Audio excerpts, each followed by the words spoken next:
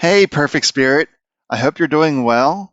So today I want to talk about, that I was sick and tired of being sick and tired, but I had no idea what I could do. So make sure you subscribe to this channel to stay up to date with my videos. I'm doing more and more of these videos because I've been through so much in my life. I just want to help others stay in a state of hope that all is possible. So today I want to talk about, that I was sick and tired of being sick and tired. If you're feeling this way and you feel like this is impossible, there's no hope for me, well, then listen, maybe you'll get some ideas from this. So, in my own case, at age 6, I was run over by a van. This caused a head trauma, a compound fracture of the left elbow, and the broken hip. I spent about a year in the hospital. I was a mess from an accident being run over by a van. So that started my cascade of health issues from age 6 to age 44. So it started off with the accident. Then that head trauma caused all sorts of mental issues. It was pretty much an undiagnosed bipolar, as a teenager, that there was no help coming for me.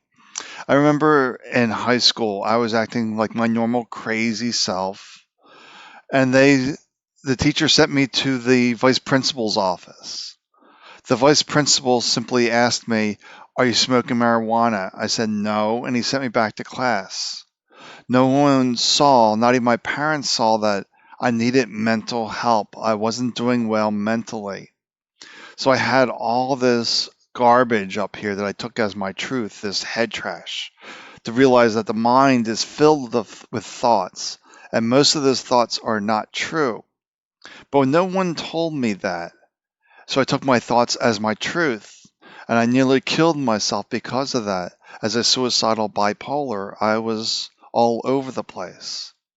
And help didn't really come until I really reached that rock bottom of that severe depression where I was suicidal. Then I was finally diagnosed as bipolar, but it took a long time coming. So from there, the bipolar, I basically had a lot of self-hate, a lot of self-criticism, which is a great fuel for autoimmune diseases. So after that diagnosis, I was diagnosed with psoriasis. That's that itchy skin disease. So I was diagnosed with that. Also, chronic stress. So I had chronic headaches, migraines, diagnosed with migraines. Then the psoriasis got into my joints, psoriatic arthritis. Things were just cascading downhill and downhill and downhill.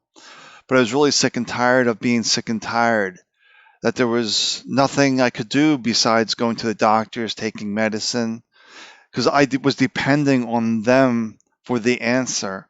And they didn't have the answer, I later found out. So at the age of 37, I was diagnosed with multiple sclerosis, another autoimmune disease, because I was stressed out, full of criticism, full of thoughts that I wasn't good enough, that I wasn't worthy, that life is too difficult. And once again, this was all head trash. But no one told me that, hey, you have thoughts, but you're not your thoughts. The psychiatrist never said that to me. All the other doctors I saw never questioned, my thinking, my state of being. So I was on this, so I was just keep going through life, seeing doctors, taking medicine, using my cane, whatever it was to get through the day. But nothing was working. I was still staying sick and tired of being sick and tired.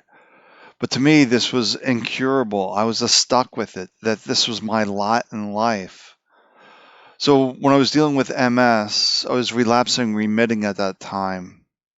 And this diagnosis came from a teaching hospital in Philadelphia, the University of Pennsylvania, was my primary hospital, if you will, where all my primary doctors were. A lot of my primary doctors were there at University of Pennsylvania. So none of this was fly-by-night diagnosis, if you will.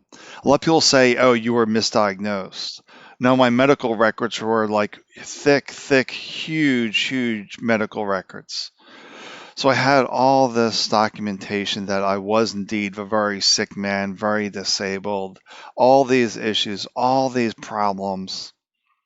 But I figure I'm at one of the best hospitals in Philadelphia. They'll figure things out. Well, unfortunately, doctors don't create cures. It's really within us is where the cures come. Not from the mind trying to figure it out. You can't will yourself to health. You have to take care of the underlying issues, that head trash, which can be conscious and the subconscious as well. Like I had PTSD from the car accident. That was a lot of subconscious stuff that had to be dealt with, if you will, but not by a mental process. It was really about an internal process for me of getting rid of that head trash. And the way I got rid of the head trash was being here in this moment. So if you're sick and tired of being sick and tired and you don't know a way forward, just realize I started with 5 minutes a day of staying present, of staying here in this moment. And what does this really mean, being here? Realize you're sitting, you know where your feet are, you know the sounds around you. You're just aware of what's happening in this present moment. Because if you're up here in the head trash, you're not aware. The mind's usually dwelling in the past or future guessing. All that stuff that does not serve us well, that keeps us stuck with those things we do not wish. But the thing with me was I was never focused on healing. I never tried to figure a way out. I simply wanted inner peace. So when I read about meditation brings inner peace, I'm like, I need that. So I started with 5 minutes a day of just staying present. Then I rather quickly I discovered that I have thoughts, but I'm not my thoughts. To realize the mind is filled with thoughts, and those thoughts are usually not true. And the mind usually has a bad habit of remembering the past as well. So those thoughts become even more distorted as time goes on. So we really need to let go of all thoughts. And the way we do this is by dissolving the head trash, by staying here in this moment, by staying present. And you may need some additional help. And the way I help is I do dissolving head trash sessions, but I do them for free. All my work is by donation. So I know by helping others, I'm helping myself because we're all interconnected. We're all a different flavor of consciousness, if you will. So tonight I'm recording this on August 3rd. So I'm doing an event tonight. Might be too late if you're watching this later, but then I'm doing it every 2 weeks. So the next one will be the 17th and onward. You can find details on my website, Facebook, Meetup, wherever. Just search for Dissolving Head Trash, and you'll probably find me out there because we need to dissolve all this garbage. Well, if you just search Head Trash Anonymous, you'll see my name, my stories coming up, my videos, because I just want to simply help you. From age 6 to age 44, I suffered. To me, I was stuck with this, but I was sick and tired of being sick and tired, but I didn't know a way forward. I was constantly depending on my doctors, the medicine, but they don't create cures. The cure is always within us. To slow things down, to be here in this moment. And the way out is too simple for the mind to understand. The mind thinks you need to figure it out. You have this really complex, difficult plan, may include fasting, diet, doing all sorts of practices, routines, rituals. None of that is needed.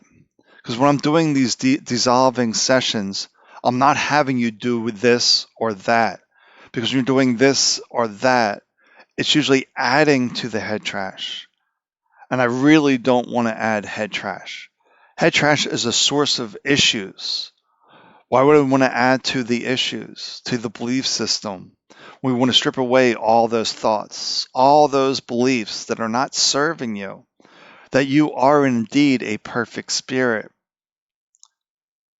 We're all perfect spirits wearing different costumes, if you will.